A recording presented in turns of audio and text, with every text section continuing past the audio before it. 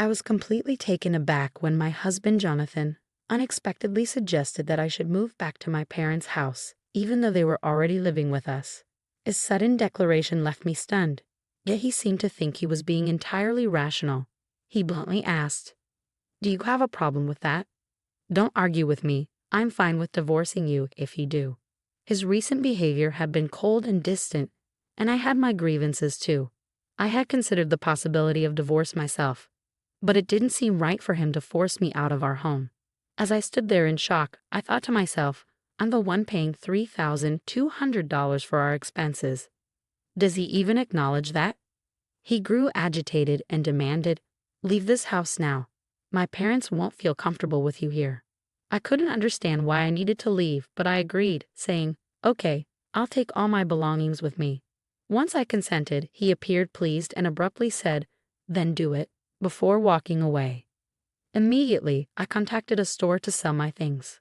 My name's Betty, and I live with Jonathan, who is 3 years my senior. We met through mutual friends, and what started as a casual meeting quickly evolved into spending an entire day together.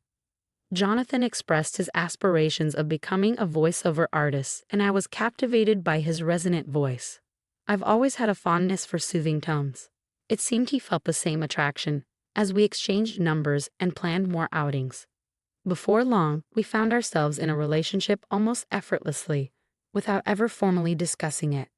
I had just graduated from college when we met, and dating someone with a bit more life experience like Jonathan was thrilling. My friend Laura expressed concerns about our 3-year age difference, but I assured her it was no big deal. I genuinely liked Jonathan and felt his affection in return, so I wasn't worried. Eventually, Laura came around, trusting my judgment. Jonathan and I had been together for 2 years when he broached the subject of marriage. I had already spoken to my parents about him, including his age, and they were eager to meet him, harboring high hopes for our future. I often wondered when he would propose, and it turned out to be during one of his regular visits to my apartment. We were just lounging and enjoying each other's company. It wasn't the most romantic setting, but it was very much Jonathan's style, and I was fine with it. When he popped a question, I simply responded, "Sure, let's get married." Perhaps we both approached the whole thing with a laid-back attitude. After the proposal, we visited each other's parents. However, I didn't quite click with Jonathan's family. When we arrived at his parents' home, the place was decorated with items that seemed to mimic old-fashioned luxury, but felt insincere. His parents were dressed in costly attire and adorned with flashy jewelry, giving off an air of trying too hard to appear affluent. Our tastes and values appeared to be quite different, and I doubted we'd get along well. During the visit, Jonathan's mother even made a disparaging remark about my appearance, which was hurtful. I was taken aback by the behavior of the family of the man I intended to marry, but ultimately, I reminded myself that I was committing to Jonathan, not his family. As Jonathan and I prepared to get married, I reassured myself that it was okay if I didn't particularly enjoy his parents' company. I wouldn't have to spend much time with them, so I chose not to let it trouble me excessively.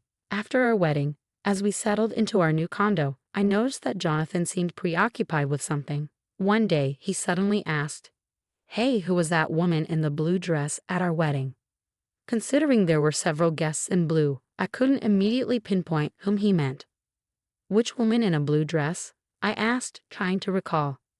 "You know, the one who gave a speech as your best friend," he clarified. "Are you talking about Laura?" I replied as it clicked that Laura had worn a blue dress. "Yes, that's her," Jonathan said, his tone reflecting some unease. "What's wrong with Laura?" I inquired, puzzled by his concern. "Oh, it's not a big deal," he dismissed. "The other day, I thought I saw someone who looked like her when I was on my way to work. That reminded me she was your best friend who spoke at our wedding." I was a bit baffled by Jonathan's sudden curiosity about Laura and his flustered response. But before I could delve deeper, he laughed it off and retreated to his room. Shortly after this conversation, Laura called me, bubbling with excitement. "Listen, Betty, my boyfriend's coming back to Canada next year," she shared. Laura and her boyfriend had been dating since high school, having known each other since they were kids. He had moved away during middle school, but they maintained their bond through letters and eventually reconnected in high school, where he expressed his feelings for her. I've always enjoyed Laura's romantic tales. Despite her boyfriend working at an international branch for a few years, they managed to keep their relationship strong and connected. Well, do you think he might propose once he's back? She pondered excitedly. And then you guys will get married, I exclaimed, half teasing. Laura laughed and responded, "Oh, Betty, you're always jumping to conclusions. Just make sure to invite me to the wedding. I promise I'll give another heartfelt speech." "Of course. After the beautiful speech you gave at my wedding, I need you to do the same at yours.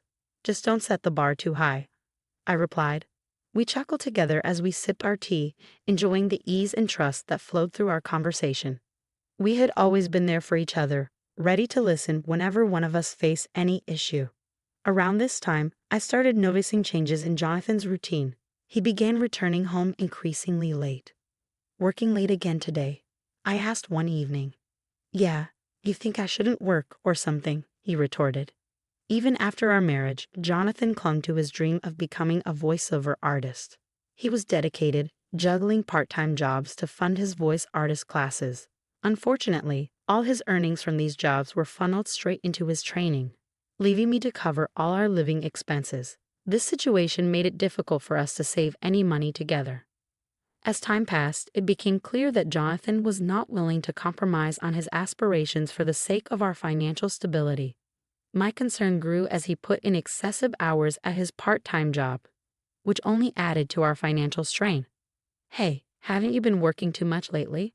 They shouldn't be making you do so much overtime, even if it's just a part-time job," I mentioned one day. "I told you I'm fine. More money is always better. Just keep your opinions to yourself," he snapped back.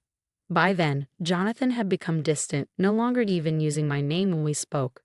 Since our marriage, Jonathan had begun to address me merely as you, and I had expected him to speak to me with kindness and more frequently. However, his words were often harsh. His once gentle voice had grown rough, and his drinking had increased significantly. At times, his voice even sounded hoarse, which was concerning given that voice artistry demanded a healthy voice. Despite this, he seemed disinterested in discussing his health and increasingly avoided conversations with me. Eventually, he started ignoring me altogether, even when we were in the same room. Amidst these challenging times, Laura called me.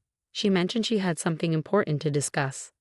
Given my concerns, I suggested we meet up, eager for a conversation with Laura. We decided to meet at a cafe and chose a booth with a private seating area. Laura selected our booth carefully, a spot where the counter and staff could easily see the entrance. "You chose this booth specifically?" I asked, noticing her cautious approach. "Yes," she replied. "I wanted a spot where the staff could see if there was a suspicious person outside our door." "A suspicious person? Is that related to what you wanted to discuss?" I asked, connecting the dots. Laura nodded, her expression tense. She explained that ever since she left her job about a month ago, she felt like someone was following her. Now, she even felt watched on her days off.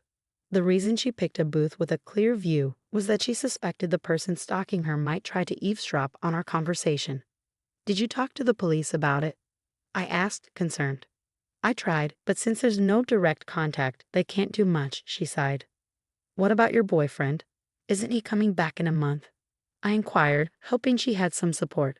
"I thought I'd discuss it with him too, but I wanted to talk to you first. Someone close by," she explained. I understood her need for immediate support. Laura hadn't managed to get a clear view of her stalker, making the situation even more unnerving. She was too frightened to discern whether her stalker was a man or a woman. I decided to discreetly watch from a distance to try and identify who was following her. During this time, I was struggling with my troubled relationship with Jonathan and found it hard to open up about it. But as I kept an eye on the situation, I made a shocking discovery. The person shadowing Laura was none other than my husband, Jonathan. Jonathan often claimed he had to work late, but I noticed that after his shifts, he lingered near Laura's workplace and followed her as she left. I was stunned to realize that the person causing my best friend such fear was my own husband. Witnessing Jonathan tracking Laura with a creepy, unsettling grin completely changed my perception of the man I had married.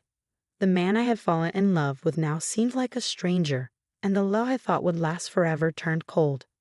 I knew I had to tell Laura the truth. I urged her to move immediately for her safety, With the help of her colleagues, she arranged for someone to drive her from the underground parking lot directly to her new residence. We took these precautions to ensure her safety as Laura made her escape. Jonathan's frustration intensified when he realized Laura had moved away. Eventually, his pent-up anger erupted. "My parents are going to live here, so you need to go back to your parents' house," he demanded abruptly one day. I was taken aback by his sudden and unreasonable demand. "If you have a problem with that, then I'm fine with divorcing you," he threatened, losing his temper. Though I had my grievances and had even considered divorce before, the reality of our deteriorating relationship hit me hard at that moment. I couldn't believe that Jonathan thought he could just kick me out of our home. After all, I was the one paying $3,200 for our monthly expenses. I wondered if he even remembered that as I gave him a skeptical look, but he just snapped, "Just leave already. My parents can't move in if you're still here." "Why do I have to leave?" "I don't understand at all," I replied, frustration building. Despite my confusion and frustration, I calmly said, "Okay, I'll take everything I bought with me." Seeing me agree, Jonathan impatiently told me to hurry up and walked away. I immediately contacted a local buyback service, and the next day, they arrived at our apartment. At first, Jonathan smirked, thinking I was simply packing to leave. However, his smirk faded into shock as he watched the workers evaluate all our furniture and appliances. Once they finished, except for the items in Jonathan's room, a staff member handed me a quote. "The total value is $299,000, they said. I quickly signed off. "Okay, sell it all." Suddenly, Jonathan snapped back to reality and grabbed my arm. "Why are you selling everything? My parents are going to live here. How can they if there's no furniture?" I shook off his grip and countered, "What do you mean? When we got married, you told me you were broke because you were paying for your acting classes. You asked me to handle the rent, furniture, and living expenses. I never knew you were that broke. I feel deceived. Remember the $3,200 I've been covering every month? From now on, you'll pay that, and with your parents moving in, I bet it'll be even more." Jonathan went pale, realizing the gravity of the situation. He attempted to regain his composure quickly. "You thought talking about money would make me cancel the divorce? Who do you think you are?" "I've already gotten close to a rich lady," he said, striking a pose. I remembered how Jonathan had been following Laura recently. If he considered that getting close, then his perceptions were deeply flawed. Laura, who came from a wealthy family, her grandfather, a businessman, and her father his successor, never flaunted her wealth. She looked just like me and our friends, not judged by her family's wealth. Yet it seemed Jonathan had learned of Laura's background and saw her as a better match, thinking perhaps that wealth made one person preferable over another. This notion infuriated me, but I knew Laura would never be interested in Jonathan. She had been with her high school boyfriend for years, and he was due back in the States soon with plans for them to marry. When I mentioned that Laura felt uneasy because someone had been stalking her daily, Jonathan was taken aback upon hearing that Laura found him creepy and that they weren't close. "I always walked Laura home," he protested. "You're lucky I didn't call the police," I replied sharply. "But I didn't know she had a boyfriend. He's been away. She picked me over someone she doesn't know." Jonathan tried to justify, misunderstanding their relationship. "They've been writing letters since they were kids and talk almost every day. And unlike you, who's only had part-time jobs, her boyfriend is successful. Even her dad likes him," I pointed out. Jonathan looked profoundly sad as I laid out the facts. It was clear that his delusions about forming a relationship with Laura were just that, delusions, and reality was setting in hard. As people arrived to take our belongings, he appeared somewhat relieved. "I guess you're all I've got now. You'll always support my dream of becoming a voiceover artist, won't you?" he asked, trying to seem unfazed. I responded with a steely gaze. "Sorry, I've already begun divorce proceedings. We should communicate through our lawyers from now on," I said coldly. Jonathan, perhaps thinking I still had feelings for him, clung to me. "Don't say that. Haven't we been getting along all this while?" "Getting along? Ever since you discovered my best friend Laura is wealthy, you've become distant and started spending time with her. Right after our wedding, I realized then that I had made a mistake," I continued. Jonathan broke down in tears. Despite being older, his childish weeping made him even less endearing to me. I could no longer bear to be near him. "Enough," I snapped. I've also informed your Uncle Amla about the divorce. You know he's a tough man. Well, he's decided to work for him, which means I can no longer support your voice artist dreams. You barely practice as it is.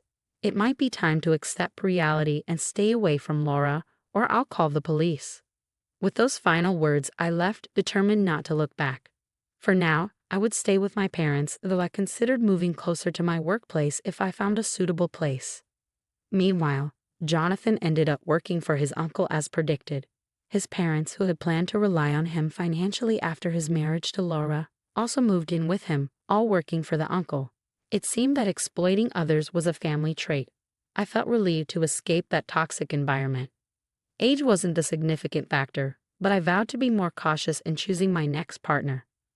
On a happier note, after settling things with Jonathan, Laura invited me to her wedding. She introduced me to her long-term boyfriend, and I genuinely wished them happiness.